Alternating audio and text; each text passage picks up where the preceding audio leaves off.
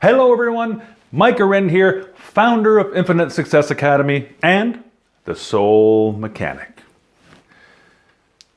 Recently, while on Facebook, I watched a video made by a young woman who described the anguish she was going through, dealing with men that commented on her videos.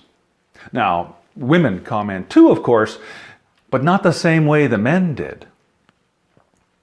This young woman has had to endure being called sexually explicit names, sworn at, and has even received numerous death threats, all by men.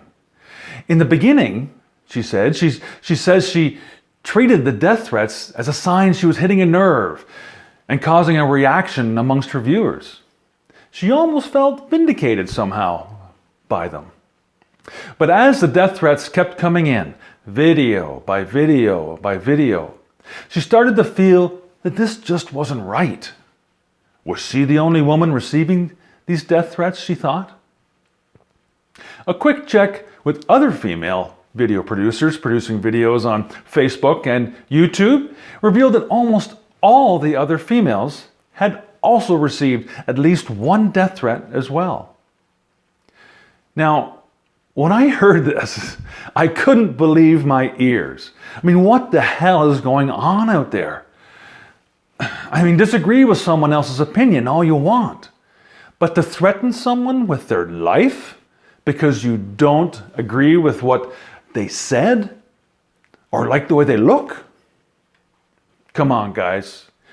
We're a whole lot better than that. Now, before I go any further, I know the vast majority of guys out there would not go to these extremes. But the fact that some do means we've lost touch with who we really are. So today we're going to talk about men and women, their energies, and finding the balance between those two very vital energies. Instinctively, we all understand the functions of female and male energies. But what we fail to realize is that both these energies exist in each one of us. Most of the time, we just associate feminine energies with females and masculine energies with males. Naturally, women have expressed what has been known to be more feminine energies like nurturing, intuition, sensitivity, and emotion. And similarly, men have expressed what has become to be known as more masculine energies, like displays of strength, assertiveness, aggressiveness, and lack of emotion. Our inner female communicates to us through our intuition, those gut feelings that come from way deep inside us. If we don't pay any attention, she attempts to contact us through our dreams, our emotions, and our physical body. And sorry guys, but she's the source of higher wisdom within us. And if we take the time to listen to her, she'll guide us perfectly. The male part of us gives us our ability to do things in the physical world, to think, to speak, to move our bodies. So it doesn't matter whether you are a man or a woman. We both possess masculine and feminine qualities. The feminine receives the creative energy and the masculine expresses it in the world through action. Now, if you put those two things together, and we have the creative process, folks, very creative process. And since we all really is incredible, powerful creatures of creation, we need to be in touch with both our feminine and masculine sides if we are to reach our true potential and become our greatest versions of ourselves. Unfortunately, in our culture, we still have people who identify with what I call the old male or old female energies. There's also a new male and new female emerging today, and that's the effect of the spiritual movement. We are rapidly moving from a position of fear and control to one of trust and love, of our intuitive energies. But today, we're not going to focus on that. We're going to focus on the old male and what he wants. And he wants control. He's terrified of his feminine power because he doesn't want to surrender to the power of the universe. He's afraid if that he surrenders, he'll lose his individual identity. Then who will he be? Therefore, predominantly, he's acting out of fear. This can also be called having a huge ego. So you see, the traditional male role is to deny and suppress their inner female, to be machine-like, unemotional, totally in control, and suppressive towards women.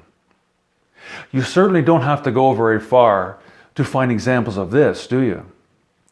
Remember all the strong, silent types? They were always the heroes in all the movies. I think this probably describes most of these men making these death threats.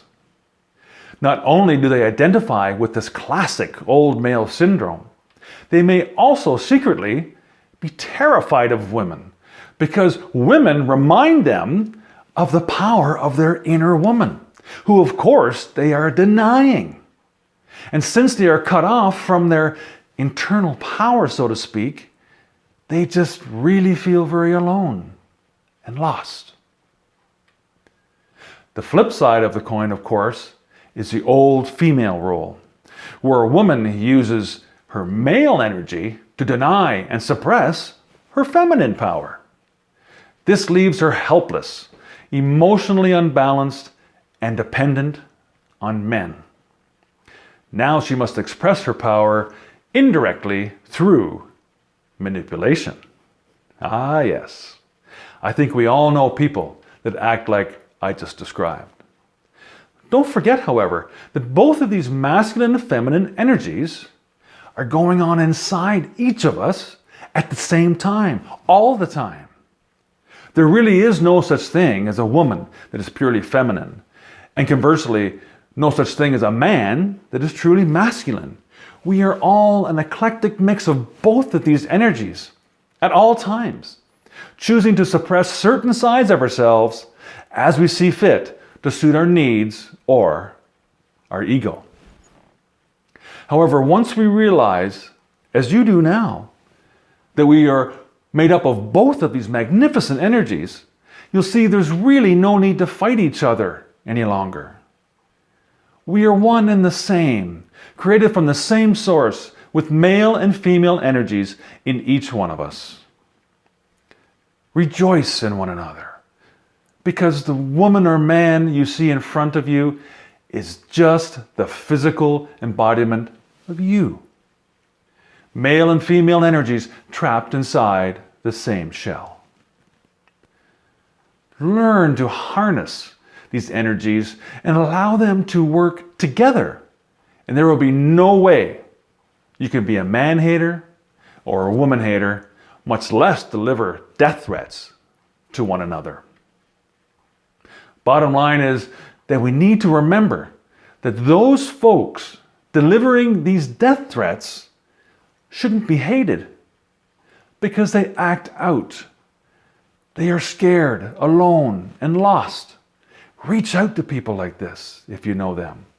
They need our help, not our condemnation. Now, that's not to say you need to tolerate them. Block them or their comments off your site if they persist, or stop hanging around them if you know them personally. They need to know this is an unacceptable behavior, but don't write them off just yet. They may come around. Look at you. You've been listening to The Soul Mechanic, and it's been my absolute pleasure to serve you, sending you love, happiness, and abundance, now and always. Bye for now.